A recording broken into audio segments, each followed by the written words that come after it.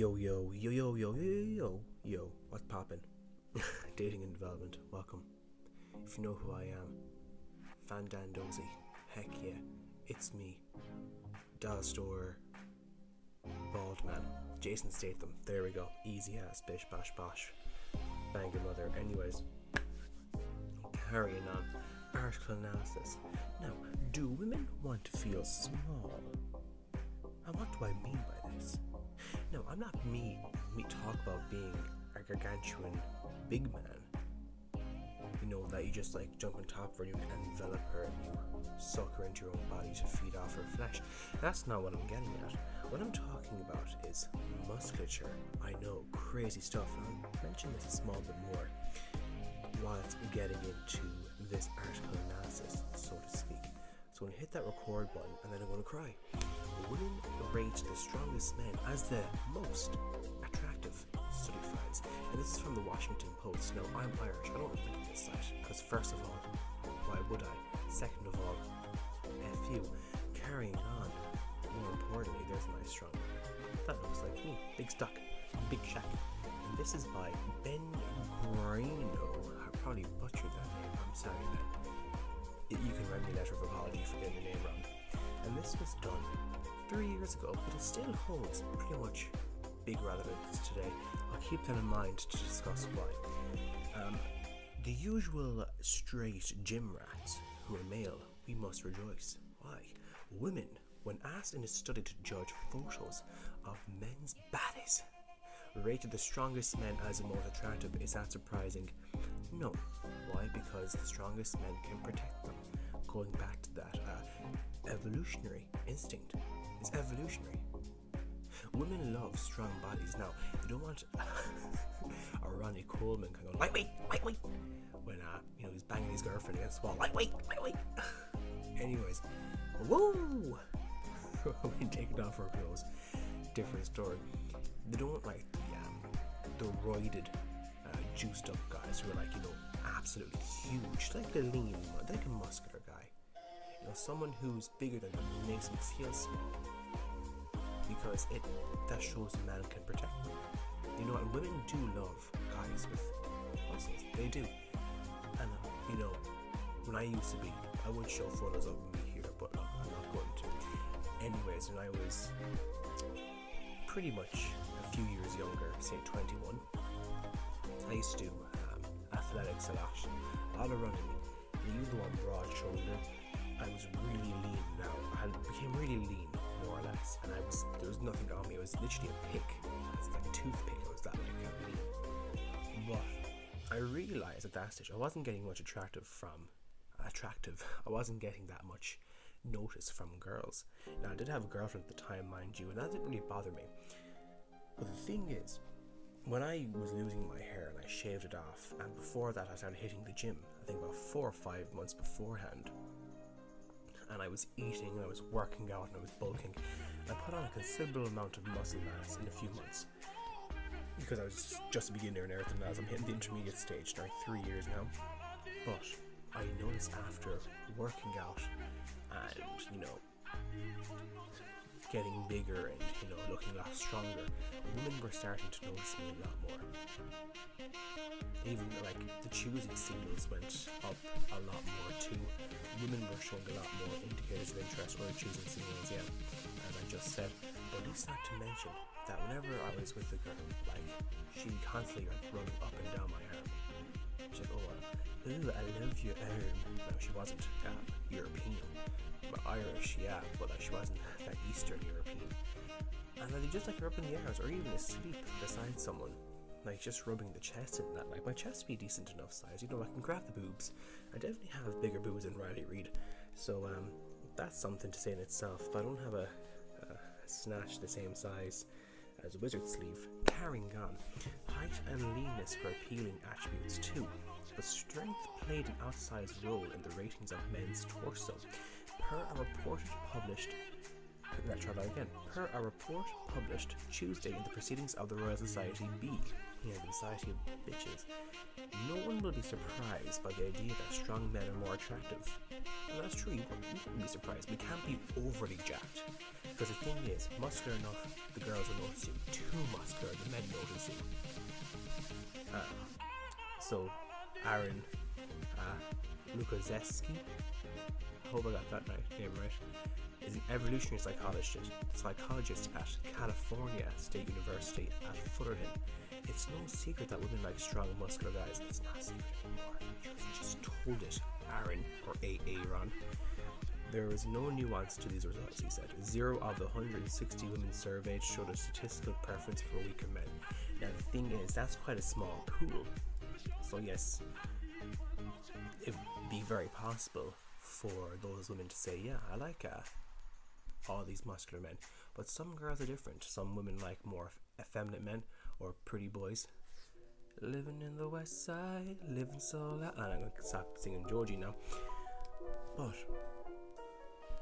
some other girls have different preferences. Some girls want men who probably look a bit weaker than them, who are skinny and tall, not muscular and tall. But the general consensus is of evolutionary instinct is that women just prefer a stronger man who makes them feel small and can protect them. That is so obvious. People are going to wonder why scientists needed to study it, said Holly Dunsworth, an anthropologist at the University at Rhode Island, who is not involved in this research. And the answer would be because they wanted to know how these preferences evolved. And that's quite interesting. How did they evolve? Lukaczewski and his co-authors created a photo database of shirtless tank top wearing male college students, all from the University of California at Santa Barbara. The men's heads were digitally obscured. That's fine, because if they have the faces and the body, that will obviously probably skew the results in some extent. Oh, he has a half face, but then they notice his body isn't as good. It's going to sway it. So I go for the half face but not the body. That's just my take on it. Dunsworth described the overall effect as faceless, soulless blockheads above naked torsos. It's nice to see evolutionary psychology treating everyone like pieces of meat, she said, not just women. I don't think being an anthropologist, me, a real anthropologist, no, it's not treating them like a piece of meat. Is that if they're going to show the faces and the person's a very good looking person and that he has probably not a fantastic muscular body, you know, that might skew the results, because you see a half face like, oh yeah, because his torso's pretty good too. I don't think it's them treating like a piece of meat. I think it's just a source of control, as in doing experiments you have to have control going on. Oh yeah, that's the like, I suppose all the blockheads, you know, not going for any bias, should I say, not control but bias. 60 of the shirtless men were recruited from the university gym. 130 students enrolled in psychology courses. The researchers quantified the students' physical abilities via weightlifting machines, grip strength tests, and other measures. See, the machines are fine. See, the thing with machines in the gym is that your form is always going to be perfect, more or less, because it gives you that support. Like if you're doing the shoulder press sitting down, like your back is going to be perfectly straight or slightly leaned back while pushing up. Like, I think there's different kind of strengths. If you're going to do, that's more of the mechanical strength, even though like the proper strength does come into it, I find. But if you're doing things like the military press using a barbell, or you're doing your deadlifts using the barbell also, I think it's a different kind of strength there, because first of all, even though you could wear a belt, you have to really tense like your core and everything else. You have to make sure your form is proper, you don't have any aid. So, but yeah, look, who am I to judge? Carrying on. The raters were students in their teens or early 20s enrolled in Oklahoma State University and Australia's Griffith University. Men and women were asked to judge how attractive or strong they thought the men were, on a scale of 1 to 7. It turns out we are good at guessing strangers' strengths. Perceptions of strength closely align with the man's actual strength. Even like if I were to carry a girl, like, you can't carry me, and I carry him perfectly fine. It's like, I didn't think I'd be able to do that. I was like, oh, whatever the case may be, because it's their perception of how they see themselves. But at least not to mention, when I've been on several dates with girls, they're like, oh, the first thing I noticed about you was your physique. Like, they see your body first. Like, obviously the face, yeah, But like, if they know that you're a big, strong man, they won't like that.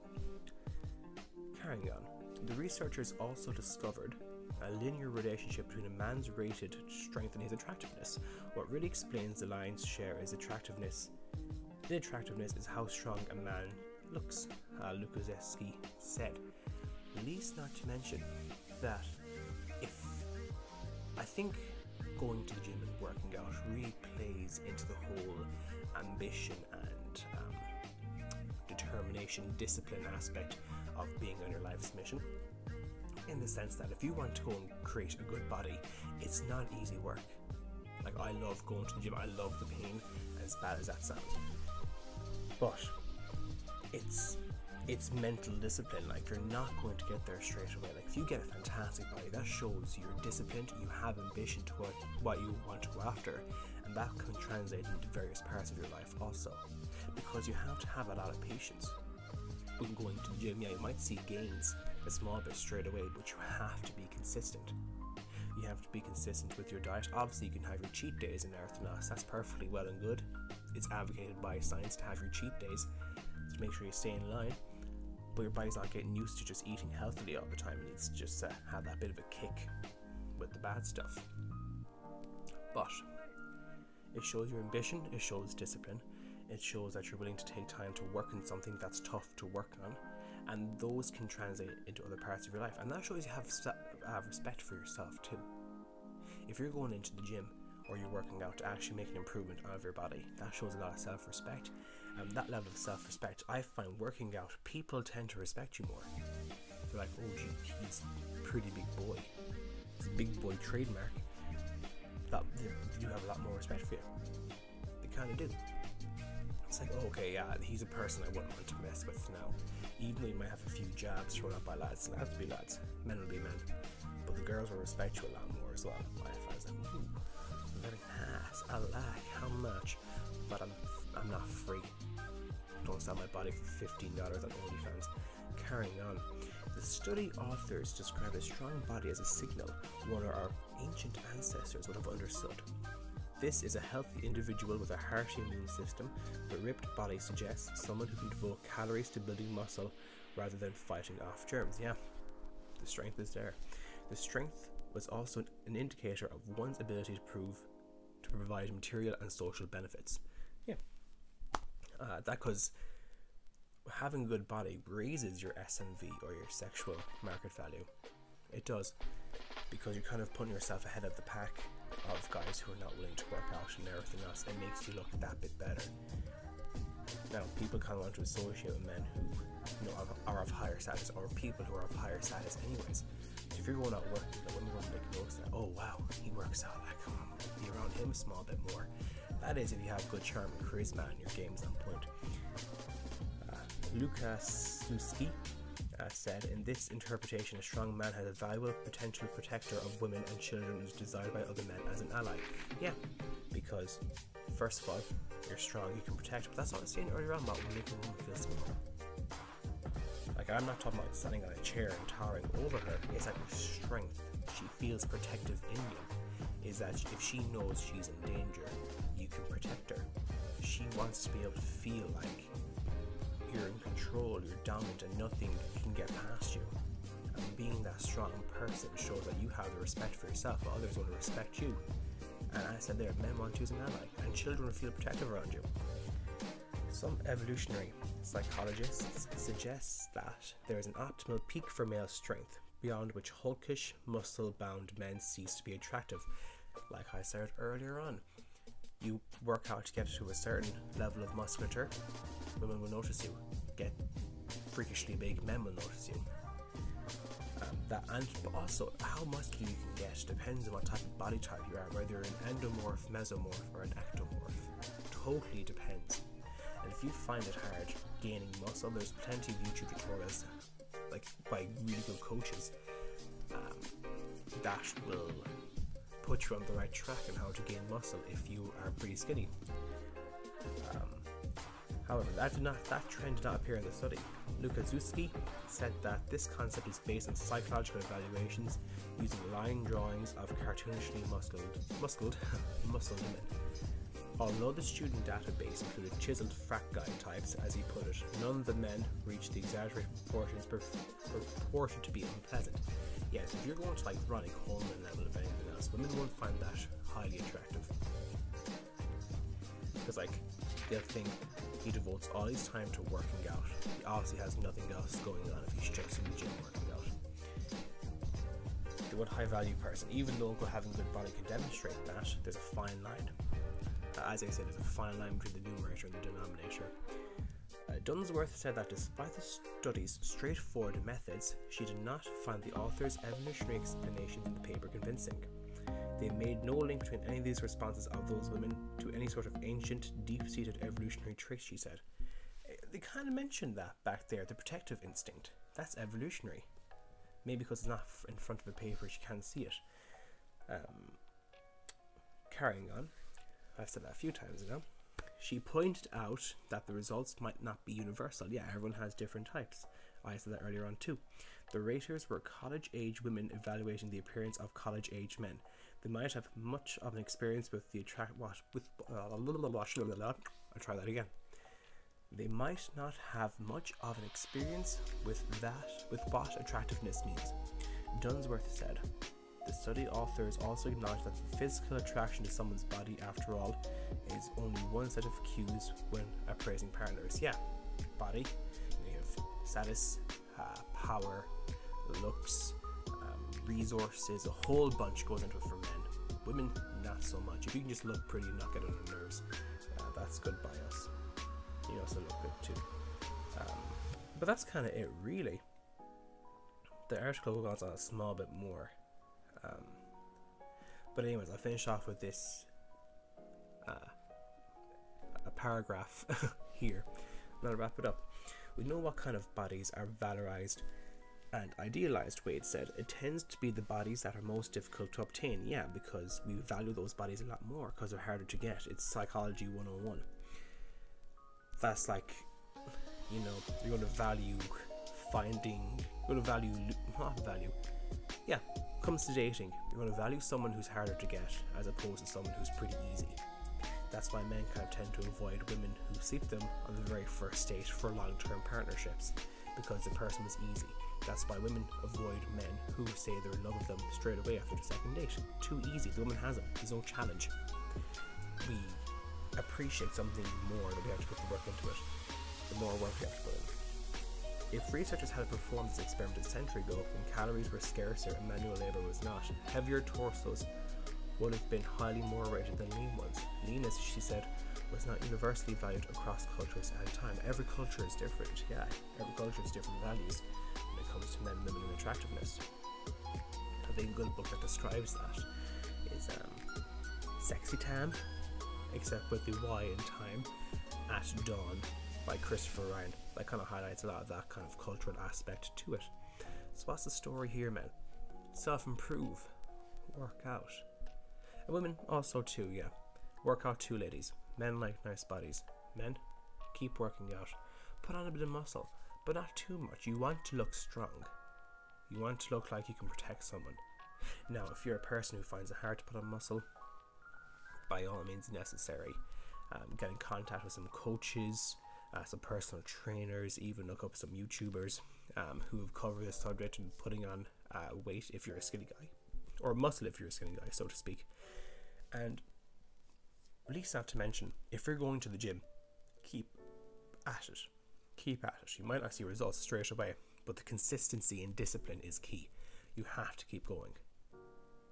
And plus, it's a great way to clear your head after a day of work. It's fantastic for your mental health too. But you gotta keep working out. You gotta keep disciplined. If you're at the gym after a month and see no results, so what? Keep going. You'll see them eventually. You might have to fix your diet. You might have to fix how you do your exercises, how much time under tension you're putting your muscles under when you're doing like bicep curls, whatever the case may be, to, you know, create those hypertrophic gains if you want hypertrophy to happen. But yeah, look, just keep at it, work on your diet, and majority of it is what you eat. It's 80% diet, 20% working out. You've got to feed your body the good nutrients, good protein. I think is it like 0.8 to 1 gram of protein per pound you are. I don't know what the case is for kilograms. If you're American, it's pounds, kilograms here in Ireland. And least not to mention, again, that it's going to be tough. And if you keep at it and you keep going, fair play to you. And if you see other guys or people laughing at you in the gym, so what? F them. They're in the same state as you before. You keep going at it, and you prove them wrong. Also, you prove yourself wrong, saying, if you say I can't do it, you've already lost. You've already lost if you said I can't do it, because you're in that defeatist mindset. It'll be tough. There'll be a lot of sweat, maybe some tears, but you gotta keep going. You gotta keep pushing forward through the barriers. Anyways, that's all the time I have for this, so make sure you like, comment, subscribe and share. Please, you can also tune into this video on any streaming service like Apple Podcasts or Spotify or anything like that. Until next time, take care, God bless, stay safe, and all the best.